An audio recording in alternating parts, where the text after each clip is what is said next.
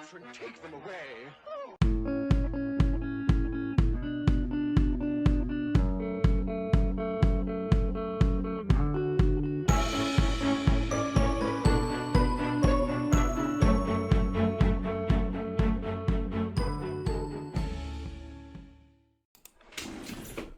Okay guys, it's the last Friday before Christmas.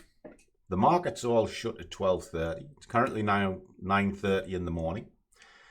So what we're going to do a very quick trade. Why? Just to show consistency and because I've opened my mouth to the guys in the Discord. So what does this all mean? I'm against the clock. It's Friday. Two bad things.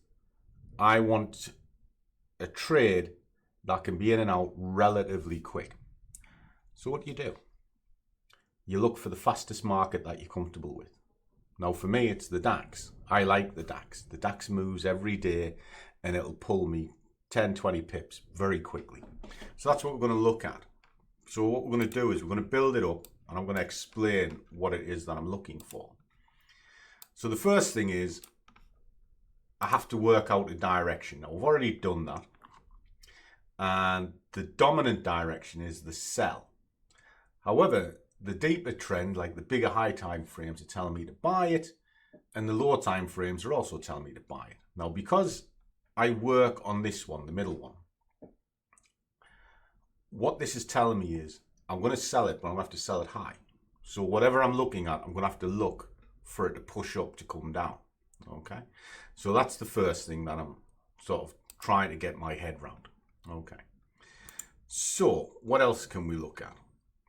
Let's just get rid of all of this because don't need any of this.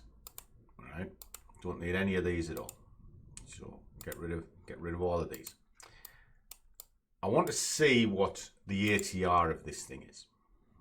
All right, so ATR currently on a day is approximately 130 at this moment in time. Right. What does that do for me? Well, it helps me now work out minimum targets and all of this sort of thing. So 130 divide by 3 equals 43. Divide that by 3, 14. So I'm looking for about 15 pips. All right. Just round it up a bit. What that does is, if you divide a daily ATR by 3, it gives you an average wave of an hourly chart. And then we can't get the bottom bit, we can't get the top bit, we want the bit in the middle. So you divide that by 3 and it'll give you a minimum target. Dead simple. Right, so what are we doing? Well, the first thing we need to do is we need to start putting some parameters into this. Now, I'm going to work it from an hourly chart. Now, there's a few key areas that I can see straight away just looking at this. Now, it's yeah, everything's switched on. So the first thing is I need to put in some areas of attraction. Well, we've clearly got one here. So we'll just put that in a solid black line just so that it stands out. And we've got a one at the bottom. That's a trading arena. It's a big trading arena as well. It's a good one. Right, see that pushing up? I'm now going to divide that into zones, like so. Okay, so what I've got now is the bottom section, which is here, which is what we are, I suppose, trying to get into, because we're going to be selling this. And then we have a higher section, which can be a danger zone, up here,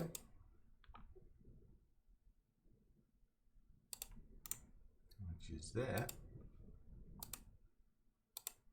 Right. And then in between it, we're going to have some key attraction points. Okay, I'll just leave them in black for now. Just there. Just like so. Right, so that move is all broken up clearly. All right, we can see it. So I'm going to take it down in 15 minutes. see what else we've got. Well, we can see the move. Now I can also see an exaggerated move here, just behind the old one. So I'm going to drop a fib onto that. Went down, just like so. And I'm going to put in a series of levels on this. These are my entry exit levels. Just like so. I'm going to drop these all in, all the way down, so we can see what's going on. And I'm going to use each one of these dotted lines as an entry point and an exit point based on 15 pips. Now once it gets into that green zone, I don't really need these because I won't be entering any further. Just like so. So the whole thing's done. Right, it's completely mapped out. I'm going to drop it into 5 minutes. Let's have a look, see what the 5 minutes has to say. Well, it's coming into a zone now, right? And it is pushing high, right? I want 15 pips. Where on earth can I get 15 pips from? Well, from there, right? So I'm having to target.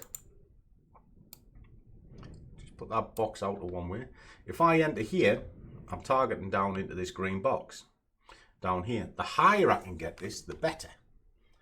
Now, this is where it gets a little bit interesting, shall we say. Okay. So what I'm going to do is I'm going to start putting a sell order here, a 1 here, and a 1 here. And then if I can get that to move into that one, even better, and then so forth and so forth. So we're going to start the ball rolling down here with this one. So we'll just drop a fiver on for now.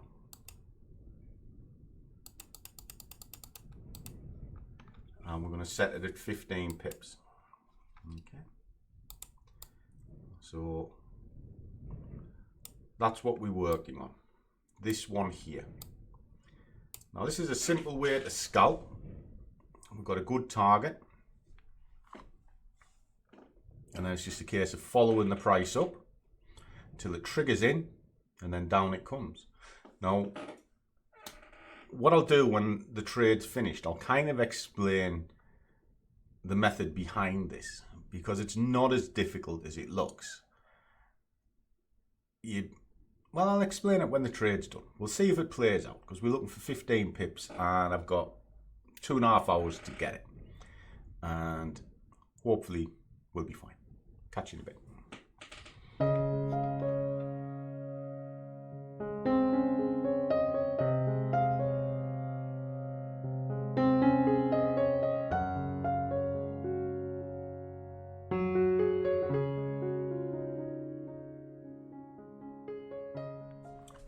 Okay guys, job done. Target was correct, 15 pips.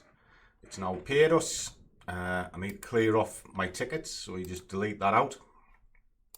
And there you go, 75 quid in, well, it's 5 to 10.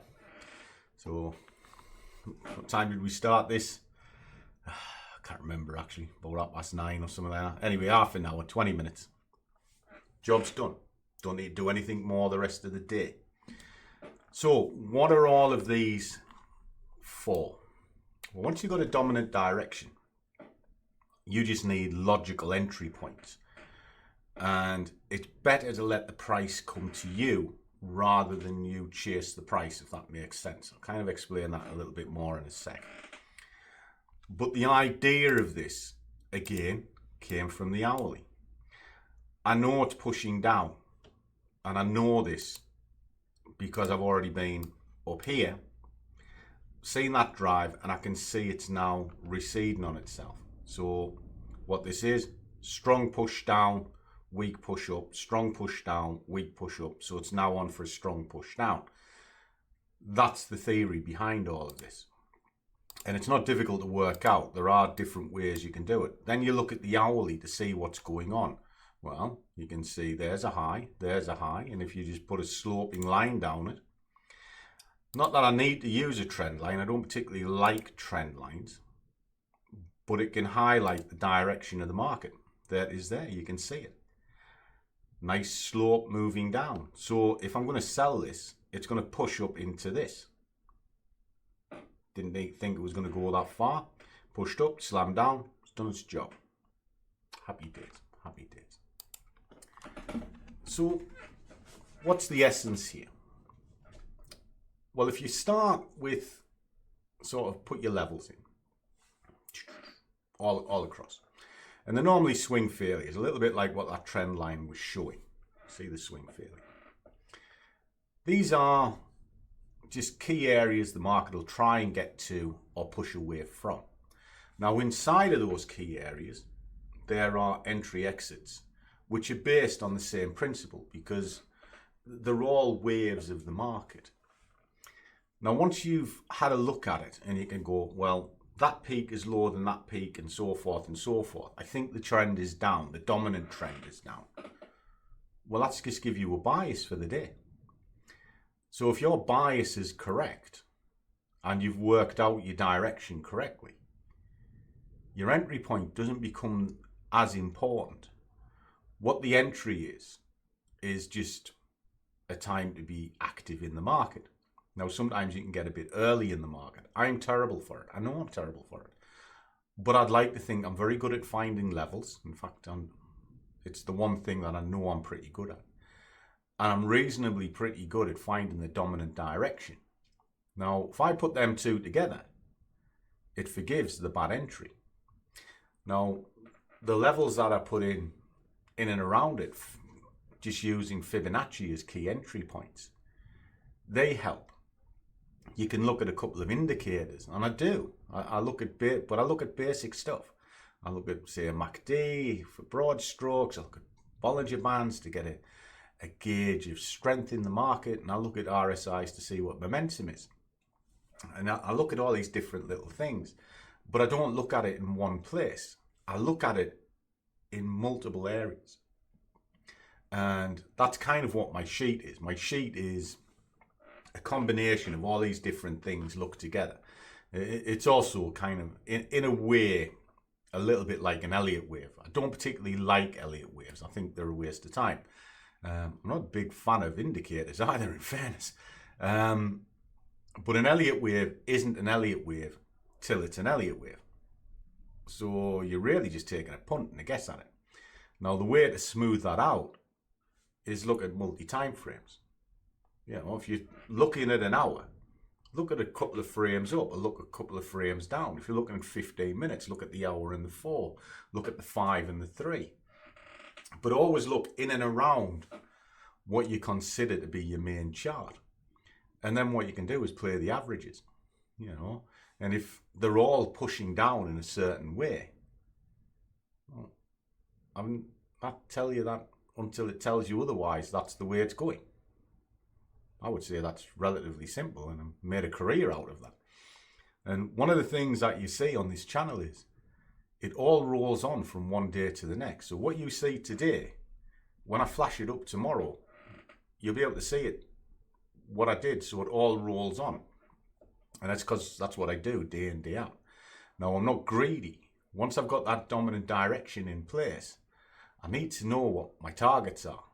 Now, day trading is a lot different to swing trading in target perception, because a swing trade, you've got to go for the big numbers. You have to, because otherwise it becomes a nightmare. If you're just going one-to-one, you might just be treading water all the time. But if you're day trading, you can't really go the 3 to 5 route and all of this sort of thing. I'm going to risk 1 unit to get 3 units or 5 units. It doesn't quite work like that. You find you give a lot of the money back. So what you need to do is you need to get in, get out quick, get your money off the table, and then see if there's another opportunity. And if there is, you do it again. And then once you've got an accrued amount of money for the day. Now, for me, if I'll set myself a stall out, a monetary stall. It's normally around 200 quid a day. Today, I just wanted one trade, quick scalp. If I got 50 quid, I'd have been happy. Because the markets are only open a couple of hours. I'm never greedy, guys. I'm never greedy. And that's my edge. I don't chase the money. I just do the job. And then the money is, well, it's a byproduct of that job. And until that one gets pushed through into your mind, you'll probably be on the wrong end of trades all the time. You'll hang on to them too long. You'll move your stops because you won't want to give the money away. You'll snatch at quick profits, all of this sort of thing. And you'll just tread water. And the biggest killer of all accounts is overtrading. Now, in the new year, we are going to do an experiment because the squad's changed a little bit. The way it works, if you haven't seen the Scruffy squad, it's a group of small, it's only a small group. I keep it small on purpose, but it's split in two halves. You've got low levels where it's just really supporting what I do and come along and have a bit of chat and one thing and another if you wish. And then there's the education side. Now, the education side is where we're all in it together. And there's over 800 videos that I've made for the guys. There's 50 plus Wear the Scruff module, exactly how I trade. And then I speak to them every day on Zoom calls. So it's like split in half. So if you're a rogue and beyond, that's where everything's at. Below that, it's just really support of the channel. Now, what we're doing with the rogues is we're all going to put a little bit of money into a Black Bull trading account. Now, we picked Black Bull because of leverage. It's 500 to 1 at this moment in time, but there's also an account where you don't pay your commissions and one thing and another. Your spreads are slightly off a little bit, but they're not too far out that you can't make any money. But it means you're not getting your account eroded. And we're all going to drop $200 into it, or 200 quid, whatever you want to put in. And we're going to trade 5 assets only. And that way it's pulling focus, and we're going to do it together every day. And I think that's a wonderful way to get this journey going. Because, as I say, one of the biggest killers of this industry is overtrading. But not only is it overtrading, it's looking at way too many products. So the plan is to pull it all in to focus. So we've taken a vote at this moment in time of the assets that we want to choose, and the ones that get the most votes is the ones we're going to go forward with for the year. And it's kind of following off the back of what I've done this year. Last year, I started a small fund of £118 and I was trading shares at 10p a pip and all this sort of thing. And I built it up, and all the money that I built up went into the Vanguard account that you see me trade, and that's well in excess of £5,000 now. So I don't think that's bad. And tomorrow will be the final coffee with Scruff, and I'll be doing an update of the Vanguard so you can see that. And what I'd sort of like to do next year, I don't know whether you're interested, because it'll only be like 12 videos or something, is maybe show you what passive income is using something like an investment house where you just put money in and your dollar cost average into it, and that makes you good money. But let me know if you want to see it and you want to see that journey. I'll carry it on because this year's now finished, and that little thing I did with the 118 quid is now being put to bed. It's been an interesting year. It was a good exercise, and we'll finish it off tomorrow. So as always, guys, trade well, keep your risk managed, but above all, do what you love, and the money will follow. See you all in the next one.